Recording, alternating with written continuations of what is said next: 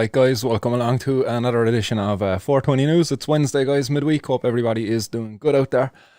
I'm doing pretty good myself. Wish I had a bit more productive of a morning. I had ambitions to get a lot more college work done than what I did, but feck it, I got some done anyway nonetheless. Other things had to be done, joys of family life and all of that stuff there, So yeah, guys, I suppose that's about myself and how my day is going. It's pretty good. How are ye all doing out there? I see Craig says he finally got some smoke and the stream is up. What a day, huh? When it rains, it pours, lad, huh? Just make sure my audio isn't coming through too loud there for you guys. I see I'm going into the red in a little bit of my feedback here. But guys, yeah, I'm just going to pack up a bowl blaze on and we'll get into the old 420 news today. And I suppose before I get into the 420 news, just to remind you guys that if you want to support the show, support the fight for cannabis legalisation in Ireland, you can do so by signing up to the patreon.com/MartinsWorld, or you can also make a donation in the form of Bitcoin through a link found on martinsworld.ie above. All of the funds, guys, will be used to establish a cannabis activist hub here in Cork City, where we can bring together the community to not only fight for cannabis legalisation, but we can socialise a little bit as well. So yeah, that's a bit about me, and yeah, we get on with the show.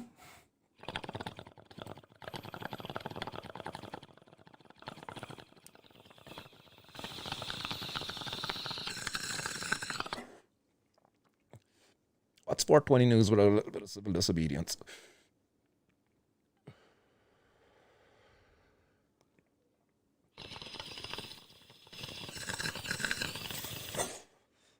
Yum, yum, yum.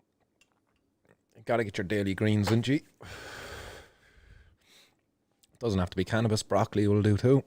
Just don't be smoking that. Unless you're smoking it with some bacon and a bit of cheese on top, it'd be lovely then. So guys, today's 420 news. It is going to start off with Frank Feighan. So Frank Feighan has come out from under his rock, so to speak, and it's in relation to the publishing of data from a recent study. The study kind of is showing that trends are going downwards in terms of drug usage among young people. So Frank Feighan, as I say, he's come out from under his rock to claim credit for this. There's old Frankie coming out from under his rock. Just see that, and again, I'm Frank Feighan and drugs are bad. I'm gay. Because this is our drugs minister and the guy's a fucking idiot. Pardon my French, but in fairness, in terms of drug policy, he's an idiot. He's put in charge of something he knows nothing about, and that's his own admission. He's admitted himself he knows nothing about the area of drug policy, and yet still he was assigned the role of drug minister. People from the community of drug users who he's kind of looking over have tried to engage with him, and he's continuously refused to engage with us. Numerous tweets go his way every day, from numerous different individuals, and not once has he ever replied, at least under my knowledge, at least not once has he replied to any of them. And yet here he is coming out from under his rock to claim credit for this report. Which shows that that since 2002, there's been a 32.1% drop in the number of young people who have been smoking.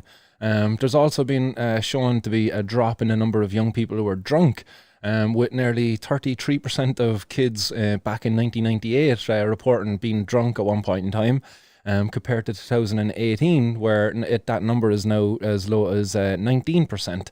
So again, Frank Feighan jumps out from under his rock to say that this international project has provided us with essential data which has helped to shape and inform policy relating to the health and well-being of our children and young people.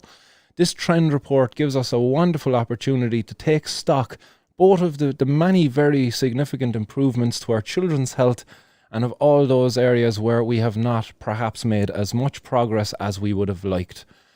It's what is he even talking like? He's literally just waffles falling out of his mouth. Because the man is talking absolute gibberish. What's he saying at all?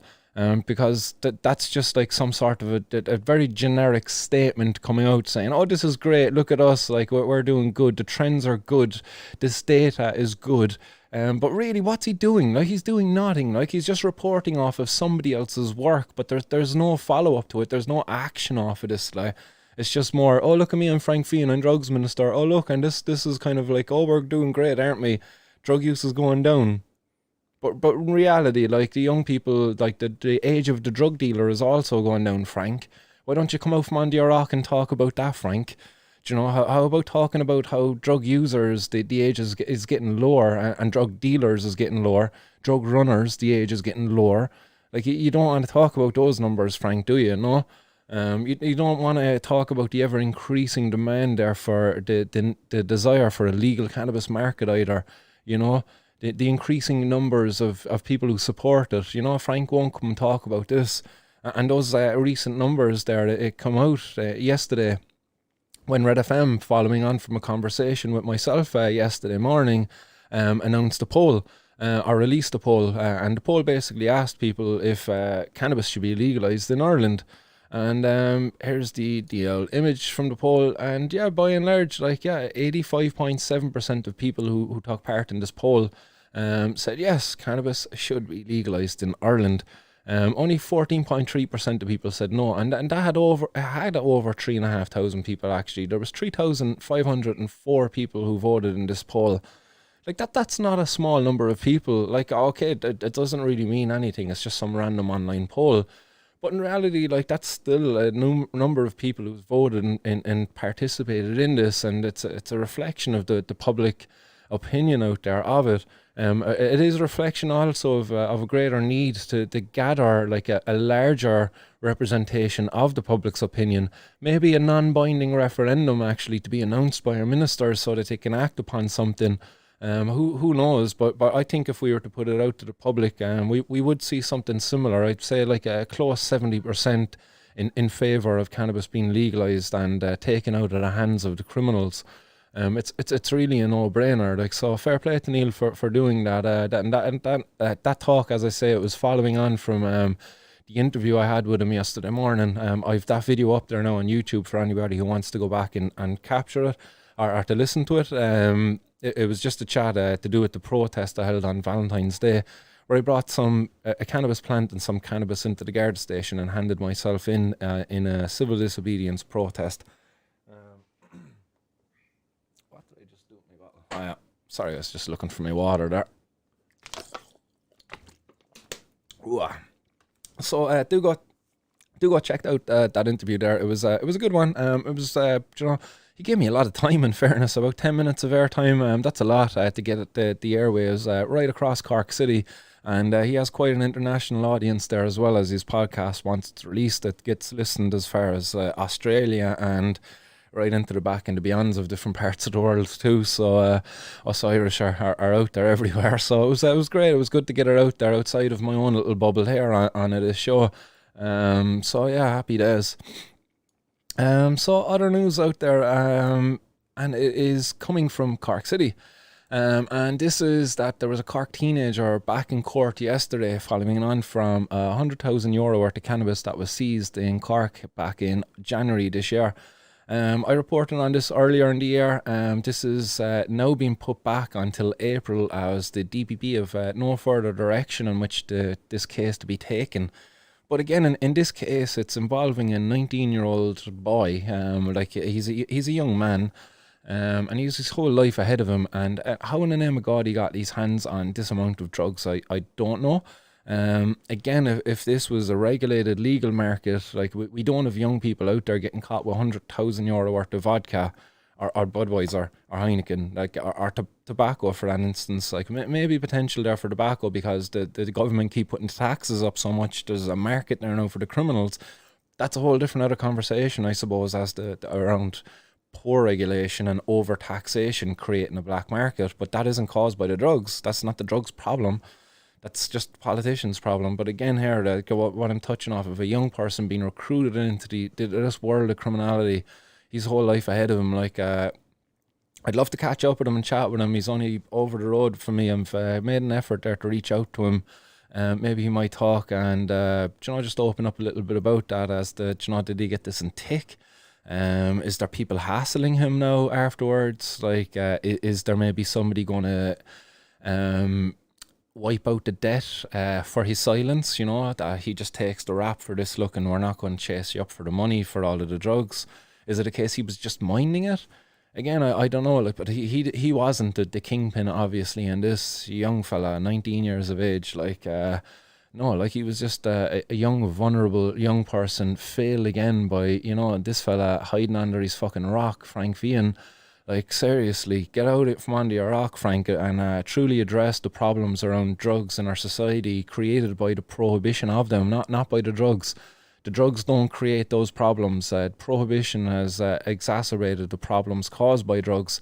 Mainly, people can't get effective help when it comes to addictions.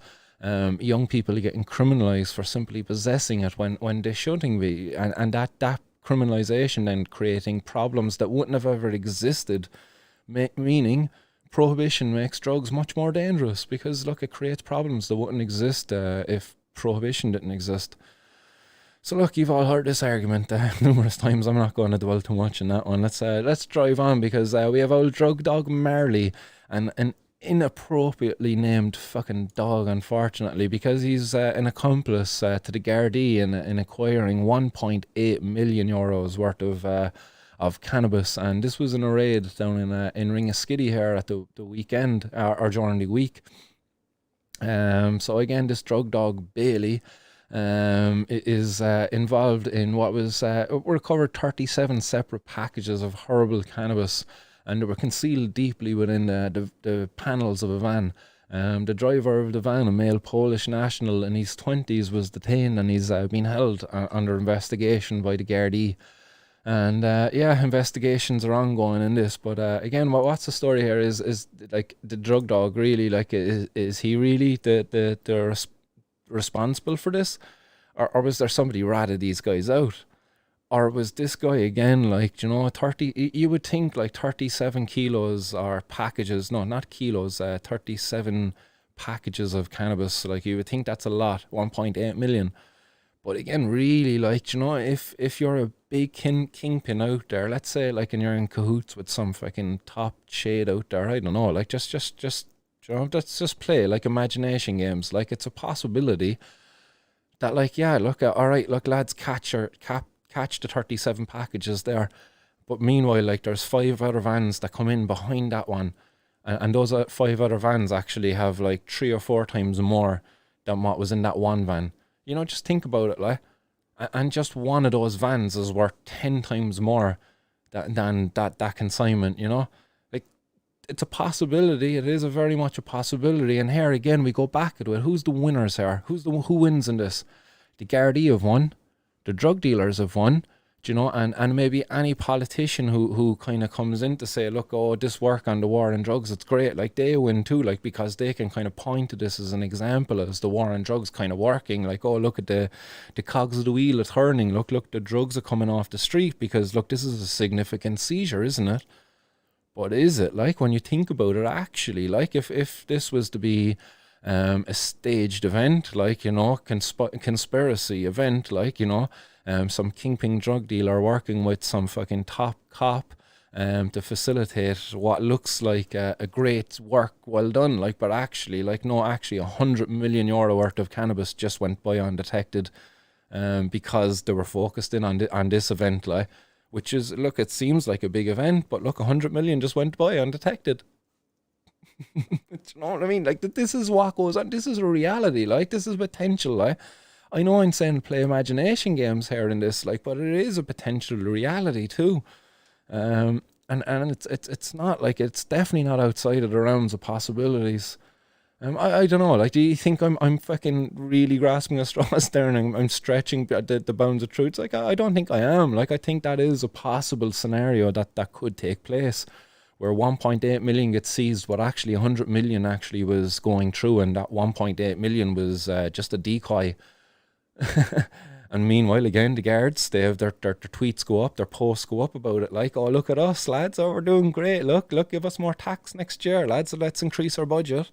Let's have another record-breaking fucking justice sector budget for next year.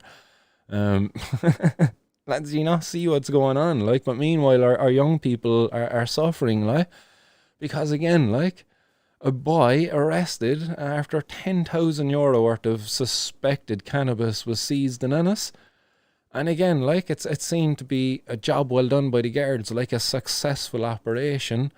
The guards winning this, like Forensic Science Ireland winning this because they have another batch of drugs to test to prove that they're drugs. You know, politicians in the area can come out and say, oh, look at us, look, we're coming down hard on drugs, look, we're going to make sure that there's more Gardaí on the beat or on patrol up here to make sure that your young people are protected. It's foolish, like. It's foolish. We do not need a war on drugs on our streets. Like, any minister, any government politician who's endorsing a war on the streets of Ireland, like, you have blood on your hands. To support the prohibition of drugs in Ireland is to support a war. And like, why encourage a war on our streets? Like, we don't need it. Like, there's enough trouble on our streets as it is, like, without bringing an unwarranted war. There's no need for it. There's no justification for it. Like, these drugs in and of themselves are pretty fucking harmless, like, unless they're misused. How do they get misused? They fall into the hands of somebody who's uneducated. How do people get uneducated about drugs? Oh, because actually we have programs around miseducation, you know, where we spread misinformation, where we tell people don't do drugs, rather than to actually say, if you are going to do drugs, this is what you should know. This is cocaine. This is like a dose of cocaine for a person of this weight. You know, males and females differ. You know, if you're going to use cocaine, don't drink. You know, don't drink alcohol. If you are going to drink alcohol with your cocaine, don't drink excessively. There's so much harm reduction information we could give out, like, but no, we give misinformation around drugs all the time. We're so judgmental, and it's all because of this desire to achieve like prevention, a drug-free world. Look, you're not going to prevent a certain percent of the population from doing drugs. That percent of the population deserves protection, much like we protect the alcohol consumers and the tobacco consumers. We have programs of prevention there, much like is kind of reflected in the earlier piece there from Feighan under his rock. Like, you know, when I was talking about that was a policy or a document, a study that shows actually, you know, regulation and information and education programs can actually decrease drug use in our society if we want to truly prevent it. Like, so in a health-led approach, no prohibition isn't involved there in that. Like, we don't prohibit alcohol and tobacco in order to lower their use. And we've been shown actually, getting the information out there about the potential harms these drugs cause can change the behaviours around the use of those drugs. Like, come on, Frank, like, get out from on your rock and have a proper adult conversation with us, the drug users out there who responsibly use drugs on a daily basis, you know. Seriously, like, it's crazy to think, like, because you're failing young people like this young boy who's been caught now with €10,000 worth of cannabis. Like, what's going to happen there? Like, who's the owe that €10,000 to? Like there's somebody involved in this, so he's not the kingpin of this operation. Like this young fella is a teenager, it says, like, and he's under 18 because he's in his mid-teens. It's saying here, like, so mid-teens, like 15, 16, you know, like, that's so fucking young to have €10,000 worth of drugs. He's just been used. Like, there's some drug dealer out there who probably used him to either store the drugs or to bring them from A to B, who's benefiting. Now the guards have caught that young fella and they're benefiting, you know. And you know who's losing out all the time? The community. That young fella, like, who's now lost faith in the guards, like, you know, who's now vulnerable to attack there for maybe a drug gang who's going to respond because they're owed €10,000 worth of drug for the cannabis. Like, in fairness, lads, it's mad, like. And I see loads of comments coming in there, guys. So thanks very much, everybody, for everybody engaging. And a big old audience out there at the moment. Teresa's saying they should let them polls run longer to get a larger amount of people to take part. Great poll and interview. Thanks very much for that. Yeah, I would agree with you in some respect, I suppose. But it's good there, I think, for Neil to get a response. So, and I hope he engaged with it there today on his show this morning. as I say, I was busy with college work, so I wasn't listening in. But yeah, I think like those polls though should be acted upon. Like people like Frank Feighan should be informed. Hey, look, a local radio station ran a poll, 3,500 people engaged in that poll. That's a lot of people, like, and there was an overwhelming response, like, for him to act in a certain way, like, or at least to respond in kind, like. His response is always brutal, like, a health-led approach, and we can't decriminalise because that's de facto legalising, or whatever shit he said there the last day. Like, Frank, you're talking through your arse, lad. A health-led approach includes, like, providing quality control, like we do for alcohol and tobacco, and getting information to the consumers or to the young people around the suspected harms those drugs could cause to an individual if they're abused, and let the individual makes the choice then, like, at least they're aware then of the signs of abuse then if they do kind of get into that area, like. It's a no-brainer, like, this kind of just say no approach. It's failed, it's tried and it's tested and it's failed. We need something new, Frank, man, so come on, lad. Karen McElroy says, taking the medicine away to leave you with their synthetic medicine. Remember, it's a war on healthcare, not drugs. Yeah, there's many ways in which we can describe this war and how it's a war in different communities. It's just a war on the individual. It's a war on our freedoms. Like, it's a war in so much. It's not a war on drugs. That the drugs have won it. That the drugs are everywhere. It's not in reality, like. And yeah, like in hindsight, yeah, it is taking away a medicine, actually. Like, as you're saying, like, these raids, like that 1.8 million euro worth of cannabis, like, how many people were going to benefit from that because of the failing policies by our government to provide access to medical cannabis here in this country?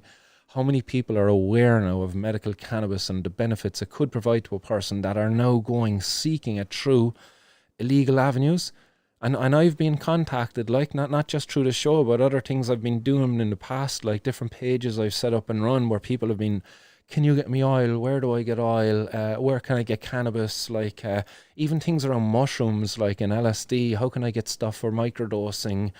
So many people getting in contact now, and they're curious around this stuff, and they're being failed by our drugs minister, Frank Feighan, who talks about a health-led approach, but actually, no, he's talking about an abstinence health-led approach, because he's not true in his position. Like, it's abstinence health-based approach. That's his position. It's abstinence when it comes to illegal drugs. Because even when we look at it, like, we've a bill coming forward there now soon from Gino Kenny, it seeks to regulate and control cannabis. Like, that's bollocks. Like, because when we look at bills around alcohol, like, the most recent bill on alcohol is called the Public Health Act. That was the most recent one, which it kind of removed that ability. You know, if you went to Dunn's and you were able to use your €10 off voucher down in Dunn's before you were able to use it on your alcohol, now you're not. Well, they regulated that. That was an alcohol